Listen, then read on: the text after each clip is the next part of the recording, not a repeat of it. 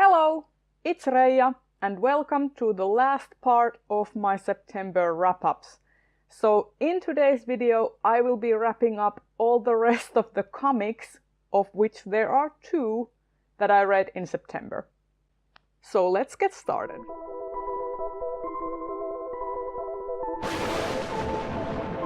So in September I read a couple volumes of Assassination Classroom, I read 4 volumes of The Promised Neverland, and I read the first volume of My Brother's Husband.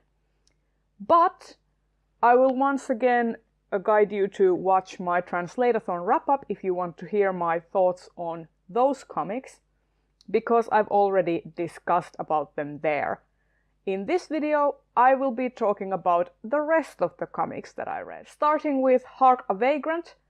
This was recommended to me by Jena from Bibliofilth, and I borrowed it from the library.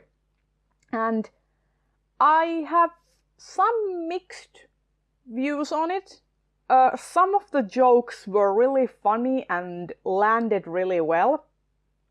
For example, pretty much any jokes about Napoleon, or any jokes about the Brontes or the classics that I had read.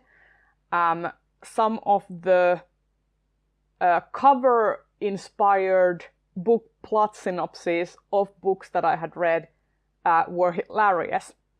But I noticed that the jokes started going over my head when we were going into territory that I wasn't very familiar with. For example, in kind of like North American history, for example, the Lewis and Clark jokes kind of went over my head because I am not familiar with that part of history, unfortunately. Same with jokes about classics that I haven't personally read, or the plot synopses of books that I haven't read. They felt like inside jokes. And that can be all well and good if it inspires me to then go and find out about that historical period. But because the jokes felt like inside jokes, like I wasn't included in on the joke, it didn't inspire me to then go and do the research. So in that sense, it felt like the author was kind of alienating me from her jokes. And because of that, I didn't fully become immersed and fully become invested in the comics. There was also some comic strips that were drawn in a really, really sketchy style. Otherwise, I kind of liked the tongue-in-cheek drawing style that this comic has. But there were some comics that were kind of like, they kind of felt like first drafts, and I kind of had the sense that they had no business being in a published work. I think they should have been left as extras, maybe in the final few pages or something, but as they were presented, they kind of distracted me from the rest of the comic because they were so unfinished. So all in all, I ended up giving Hark, a Vagrant 3 stars. There were some very enjoyable moments and laugh out loud jokes that I really enjoyed, but it was a mixed bag, and yeah, I just wasn't all that invested in it. I want to read the second one too at some point, but I'm not expecting this to become like a new favorite that I must seek out whenever there are new strips coming out. And then the final thing on my wrap-up, and the final thing I read in September, was the second volume of Motor Crush.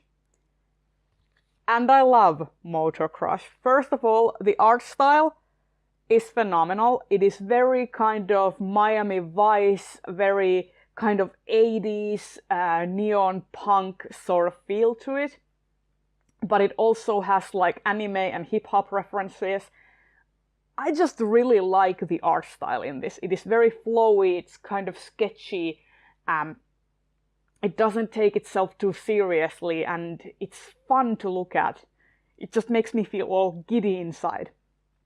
And the story follows Domino Swift, who is an up-and-coming motorcycle racer, but she has this dark secret where she needs to ingest this illegal street drug in order to live. And she has to do some kind of questionable things to obtain said drug. And in this volume, it picks up right where the first one left off, so I'm not going to talk too much about that for spoiler reasons. But in this volume, we find out more about Domino's past, how the drug crush came to be, how it was distributed, etc., etc. I will say that I am starting to become less invested in the whole street racing aspect or the motor racing aspect of the series. I just want to focus on the science fiction stuff and Domino's past and stuff.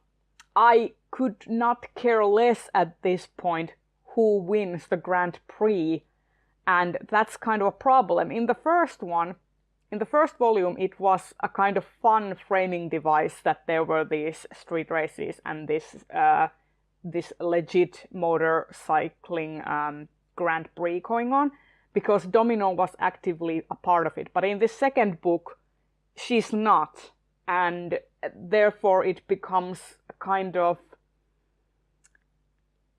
it becomes an element that is kind of tacked on, and I didn't like that. But other than that, I enjoyed this. This was very high octane. There is a female-female romance in this. There are people of color. There's various sorts of diversity in this, disability, etc. Women in STEM, as I'm always going to point out. So this is one of my current favorite comic book series. And I am going to nominate this for next year's BookTube SFF Awards. So if you are wanting to pick a new science fiction title, give this one a go. I gave the second volume of Motor Crush 4 stars. And there you have it. This has been the last part of my September wrap-ups. I hope you enjoyed this video. If you did, please consider giving a thumbs up, and I will see you in another video very soon. Bye bye!